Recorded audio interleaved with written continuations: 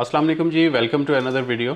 आज की वीडियो में आपको मैं यूएई एम्बेसी के वीज़ा प्रोसेसिंग के हवाले से गाइडलाइन दूंगा कि आपने उसका यूएई का जो वीज़ा प्रोसेसिंग अब पाकिस्तान से होना स्टार्ट हो चुकी हुई है, उसको आपने कैसे प्रोसेस करना होता है, क्या क्या डॉक्यूमेंट्स आपको रिक्वायर्ड होते हैं, उसके लिए क्या क्या तरीक़ेकार आपको फॉलो करना पड़ेगा, मेडिकल आपने किस तरह करवाना है। आज की इस वीडियो में हम इस प्रोसेस को मुकम्मल तौर पर देखेंगे। तो वीडियो स्टार्ट करते हैं।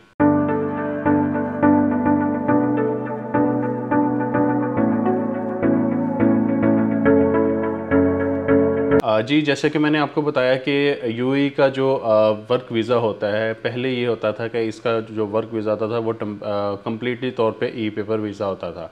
तो अभी इन्होंने रिसेंटली कुछ चेंजिंग कर दी हैं। अब कुछ वीज़े की टाइप्स ऐसी हैं, कुछ कंडीशंस ऐसी हैं कि उनका वीज़ा पाकिस्तान से यूएई एम्बेसी से प्रोसेस होता है।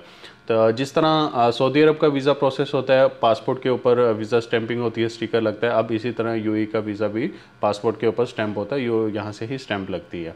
तो तरीक़ेकार कुछ इस तरह आपने फॉलो करना होगा कि जैसे ही आपको आपकी कंपनी वहाँ पे अप्रूवल लेटर दे देती है, तो अप्रूवल लेटर मिलने के बाद आपने उसमें सबसे पहले आपने अपना मेडिकल को प्रोसेस करना होता है। मेडिकल को प्रोसेस करने का तरीक़ेकार ये होता है कि आप सबसे पहले गैमका की वेबसाइट से अपना टोकन जनरेट करेंगे। उसकी $10 फ़ीस है।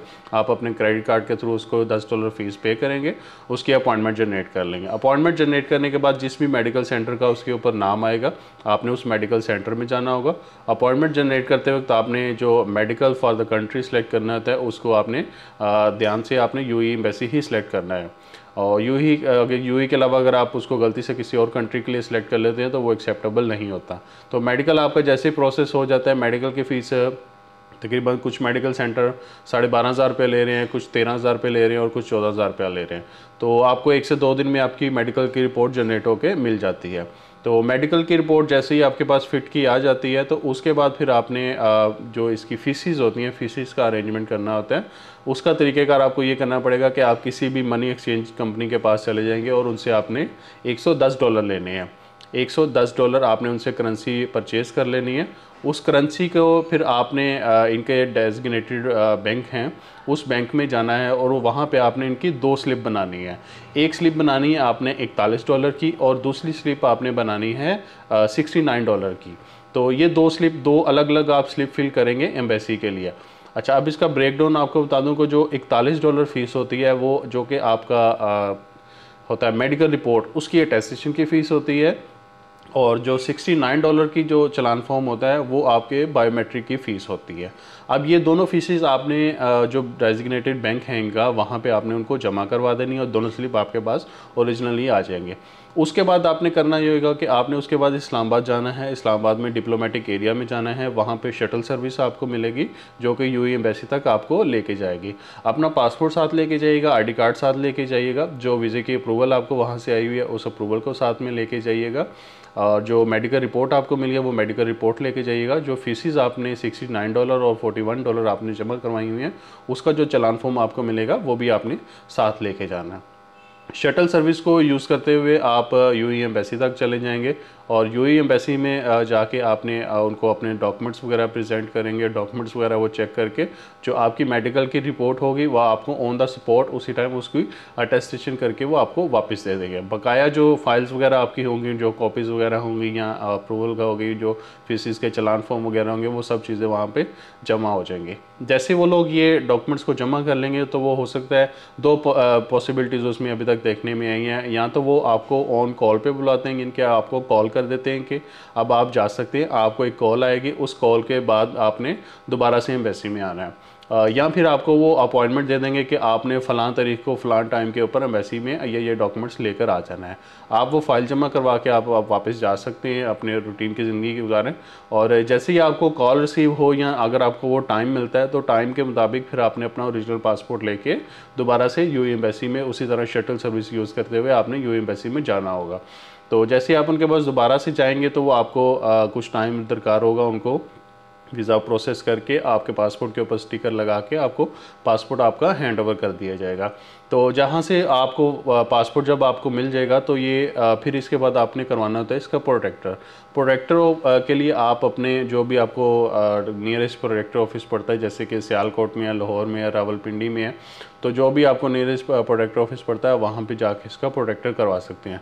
तो प्रोटेक्टर के लिए जो चीज़ें आपने साथ में लेके जानी होंगी, पासपोर्ट हो जाएगा, आईडी कार्ड हो जाएगा, तस्वीरें हो जाएंगी, और जो मेडिकल रिपोर्ट मिली थी आपको उसकी कॉपीज़ हो जाएंगी, और उसके अलावा जो जिस कंपनी ने आपको वीज़ा अप्रूवल लेटर दिया था उसकी तरफ से आपको एक एग्रीमेंट भी मिला होगा, एग्रीमेंट भी आपने लेके प्रोटेक्टर ऑफिस में चले जाए। प्रोटेक्टर ऑफिस की फीसिस भी उसी रही प्रोटेक्टर ऑफिस में ही जमा होंगी।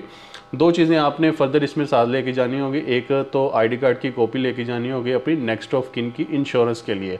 नेक्स्ट ऑफ किन में आपकी वाइफ हो सकती हैं, बच्चे हो सकते हैं, आपके पेरेंट्स हो सकते हैं, आपके भाई बहन कोई भी हो सकता है, उनके आईडी कार्ड की कॉपी साथ में लास्ट में लेके जाइएगा।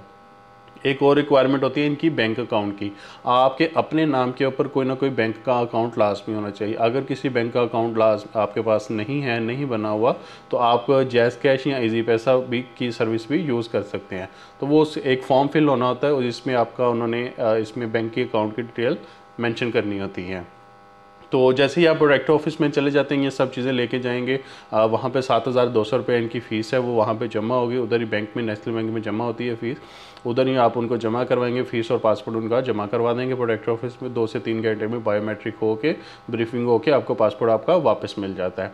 तो ये एक कंप्लीट तरीका है कि आपने यूएई एम्बेसी के से वीज़े को प्रोसेस कैसे करवाना है और उसके बाद प्रोटेक्टर कैसे करवाना है।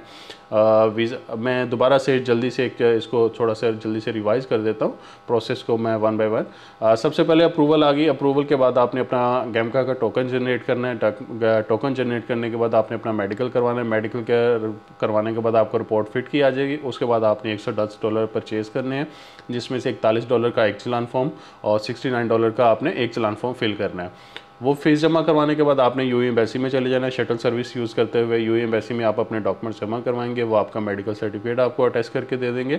मेडिकल सर्टिफिकेट जब आपको अटेस्ट होकर मिल जाएगा, बकाया डॉक्यूमेंट्स वो आप अपने पास सबमिट कर लेंगे।